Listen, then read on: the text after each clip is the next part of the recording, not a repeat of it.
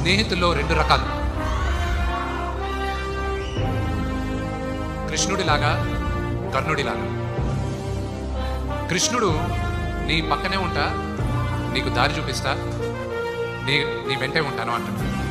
కర్ణుడు నువ్వు ఏమన్నా చేయి, నీ అనుకుంటాను, నేను చూసుకుంటాను ఏం జరిగినా అంటాడు.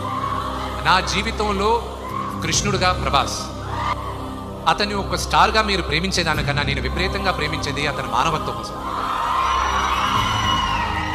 అతన్ని చూసుకొని అతని దగ్గర నుంచి ఈ తరం నేర్చుకోవాలి చాలా. కొంత డబ్బు వచ్చినా, కొంత పేరు వచ్చినా మనుషులు మారిపోతూ ఉంటారు. ఆ వ్యక్తి ఈరోజు భారతదేశంలో కాదు, ప్రపంచంలోనే one of the biggest star. కానీ మేమిద్దరం మొదటి రోజు ఎలా కలిసామో ఈ రోజుకి అలాగే ఉన్నాం. సో ప్రభాస్, ఇది నువ్వు చూస్తున్నావు, ఇది నీకు చెప్తున్నాను. నా జీవితంలో నువ్వు కృష్ణుడివి, కానీ నీ జీవితంలో నీ కర్ణుడిని.